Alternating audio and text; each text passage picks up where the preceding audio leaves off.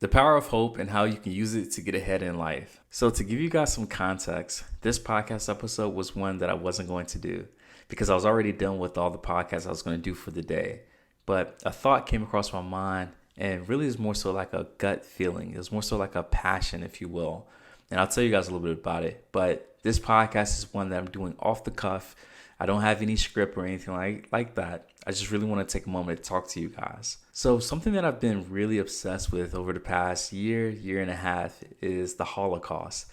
And the reason why I'm so obsessed with the Holocaust is because of seeing how a group of people can go through something as traumatic as the concentration camps and everything that was happening to all the Jews and other people, if you will, during those times.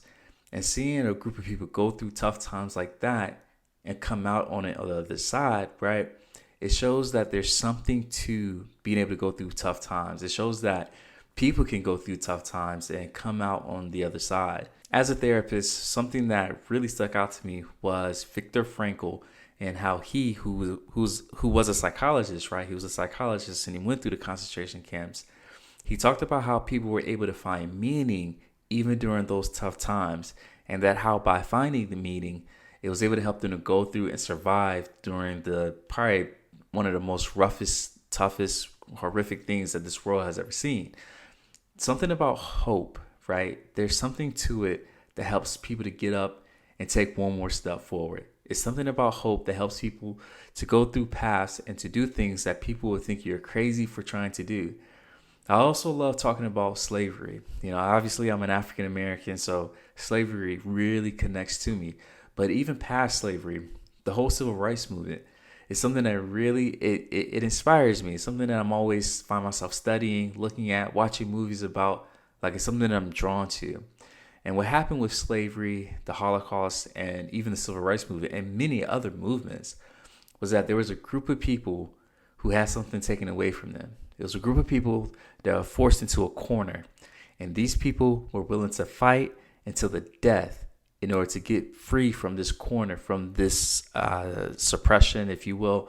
Like, they were willing to put their lives on the line. And obviously, many of them have lost their lives. Now, you have to ask yourself, why would someone do this?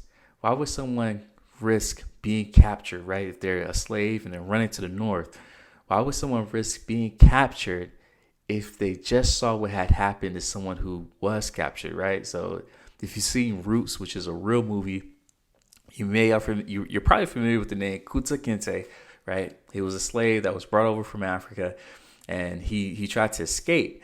And I think he tried to escape twice, if I'm not mistaken. And on the second time, the owners decided to cut his foot off. And he survived, and he lived the rest of his life with this foot that was cut off, if you will. But seeing something like that, it was amazing to me to hear and see that other slaves were still willing to break free from slavery, if you will, right?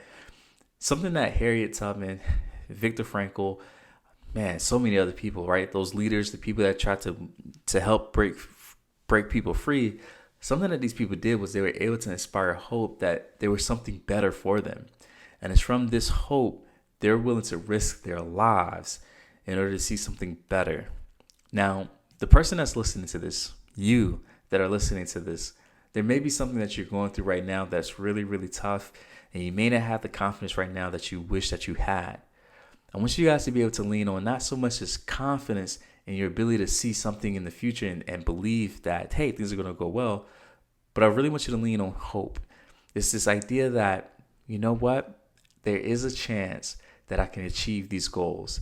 There is a chance that there is something better for me. I may not feel totally confident. I may not have all positive thoughts, but it's that hope. Something in the Bible, and I don't mean to get too biblical for you guys, but something in the Bible that we've all heard. It's a simple sentence, it's a simple verse, if you will. But it said that the faith of a mustard seed can move mountains. Think about that. If you really believe that the faith of a mustard seed could move mountains, I don't think you would be procrastinating as long as you have with some of the things that you want to accomplish. That's why I want to talk about that in this episode. That's why I really wanted to do it, because sometimes I don't need to give you guys like a drawn out story or, show you guys all these hacks and things like that. Sometimes I need to tell you guys that really it's just simply finding that sense of hope. Hope is the one thing that I've seen that has lifted my clients, but also the lack of hope I've also seen crush a lot of clients. Believe it or not, a lot of my clients, they come to me because they're suffering something very similar, right? A lot of them have the goals that they want, but there's these up and downs that they go through, right? Whether it's emotionally, mentally, or even physically, right? With friends, or maybe it's their own, health. Maybe it's loved ones, right? Family members, like they go through things.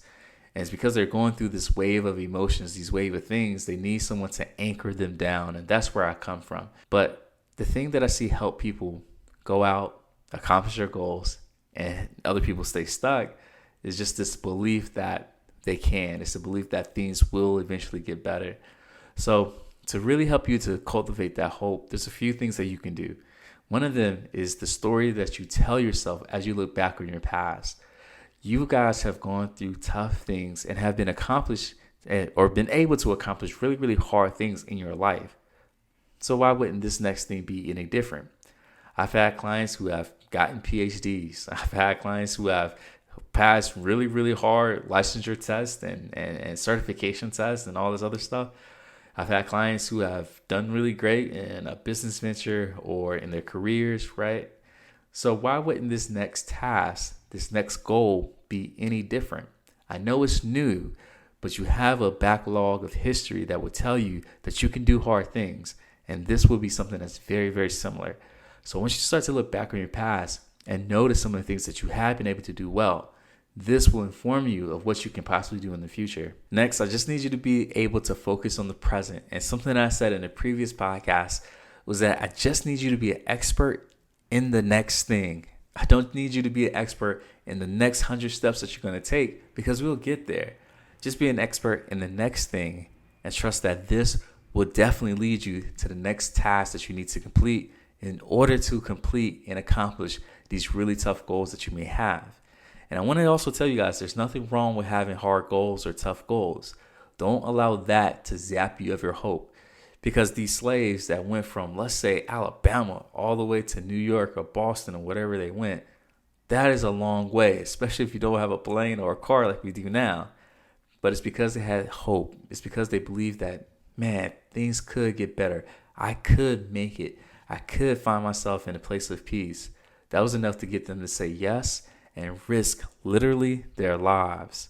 And all I'm asking you to do is maybe risk your pride, right? Maybe risk your self-image, right? And what I mean by that is risk being wrong, risk failing, right? Risk maybe losing, let's say, $3,000 or $300, right? Whatever the investment is for the next, whether it's coaching, class, conference, whatever it is that you need to get you to the next level, I want you to invest in that. Be willing to lose. And then last, another great way to cultivate hope is to find yourself around positive people. And here's the thing. When I say positive people, I don't mean that they have to always have positive thoughts and things like that. But I need you to be around people that simply believe in you and will speak life into you. Sometimes you may have to hire these people, right? They may come in the form of a coach or a therapist like myself. Or maybe it comes in the form of, let's say, a pastor that you have. Or maybe you actually do join, let's say, a coaching program. And you have other like-minded people around you that's not so pessimistic that things will go wrong or that they're in some type of scam and someone's just trying to get their money, right? I need you to surround yourself by people who are bright, people that are willing to believe in you, people that are willing to help you. This is what Viktor Frankl did for the Jews and the Holocaust concentration camps and all that stuff. This is what Harriet Tubman did with people in slavery. And this is what Martin Luther King and Malcolm X did with people during the Civil Rights Movement. They were someone who the people would gather around. They were someone that the people believed in, and they were able to give them hope. So I need you to find your version of those people with whatever the next task is that you're going to go and compete. So again, this podcast was totally off the cuff.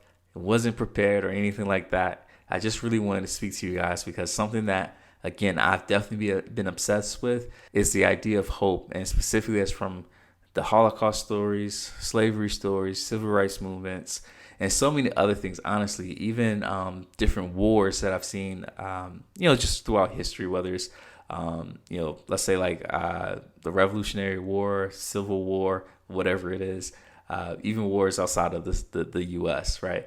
Like it's this idea of overcoming something and now developing that sense of hope. So this is Coach Wells. Thank you for checking out this podcast, and make sure you subscribe to it so that way you can get more information and hot topics like this. All right, I'll see you later.